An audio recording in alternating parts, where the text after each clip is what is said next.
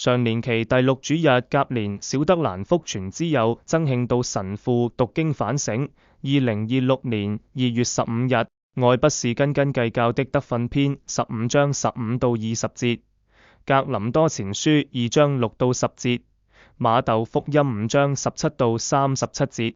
在今天的福音裏記載了主耶穌教導門徒應如何遵守法律，是山中聖訓的一部分。主耶穌這新的梅瑟強調來不是要廢除梅瑟法律，而是要成全梅瑟法律的精神，是認真地、慷慨地愛天主愛人。法律是好的，也是必要的，遵行約法，全心尋求上主的人，真是有福。答唱詠。法律的目的在梅瑟和西乃山上彰顯了，你們該是聖的，因為我是聖的。利未記10章44節。主耶穌在新西乃山的山中聖訓，說的是同一句話，你們應當是成全的，如同你們的天父是成全的一樣。馬竇福音5章48節。但如果我們沒有意識到天主的誡命是為我們好，千萬金銀不能比擬的話，我們在守法律上只是盡量不犯法。在今天的福音，總括一點是主耶穌要我們在守天主的法律上，是出於愛天主、愛人而守法律，好讓我們如同天父一樣成全。主耶穌並沒有問天父，我要做到什麼程度才能拯救世界，而是慷慨地一直走到十字架去。我們作基督徒的，主日有義務去教堂參與彌撒，這條規誡背後有一個崇高的精神。主耶穌說，我們到祭壇前奉獻禮物的時候，若在那裡想起有弟兄對我不滿，就該把我的禮物留在祭前，先去與弟兄和好，再來獻禮物。就是說，我們來參與彌撒，向天主表示愛意時，應同時有愛其他兄弟姊妹的精神。否則對天主的崇拜是虛偽的。參與主日彌撒只是為了不違反主日的規誡是不足夠的。參與彌撒應有愛天主愛人的精神。主耶穌又說，你們一向聽說過不可淫，我卻對你們說，凡是注視婦女而貪戀她的，他在心裡已經淫了她。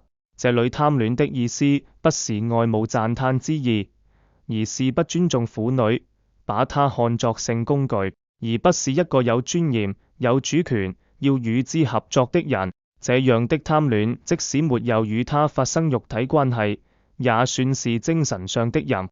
教宗若望保祿二世曾說，即使在夫婦之間，也可能有這樣的貪戀，即只把對方看成一件物品，或是滿足自己的工具。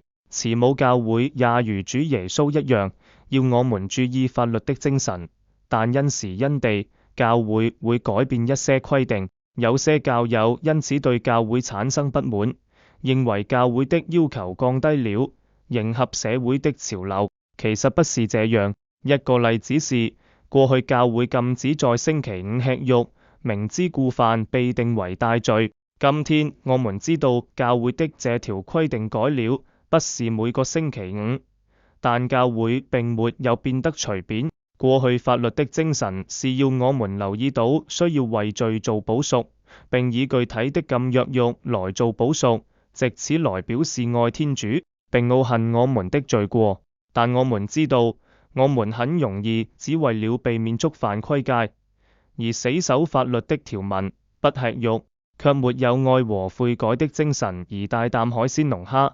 教會改了這規誡，要告訴我們的是，不要只是為了不犯罪，更要活出這規誡的精神。我們不要像小孩子被強迫守法，卻要像成年人一樣用自己的方式活出這規誡的精神。愛與補贖。今天是一個很好的機會去反省星期5守齋對我有什麼意義，我怎樣活出規誡的精神。法律的精神是愛，愛不是斤斤計較的，以為付出一點的愛就夠了。愛的法律是要我們多去愛天主愛人，但愛的法律這名詞似乎有矛盾，因為愛只能是自願給予的，不能用立法來強迫。那要如何履行愛的法律呢？當我看到一個人鬱鬱寡歡的時候，雖然沒有法律命令我一定要去問候他，但讓我放下自己繁忙的事務，走向前去關心他的時候，我就履行了這愛的法律。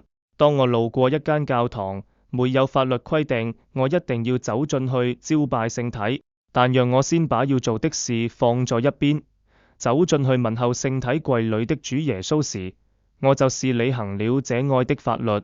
你們應當成全，如同天父一樣成全。主耶穌在要求我們做不可能的事嗎？今天的讀經一裡，假使你願意，就能遵守上主的成命，成為一個忠信的人。這完全出於你的自願。我們自願的心很重要，自願與天主的恩合作。主耶穌自己的人性生命證明了這一點，教會成千上萬聖人聖女的生命也見證了這一點。而主耶穌不只是給了我們這條看似不可能的愛的誡命，也給了我們實踐這命令的方法和力量，使不可能成為可能。這方法和力量就是親自建立的愛的聖事聖體聖事。等一下，我們就要領受這愛的聖體聖事。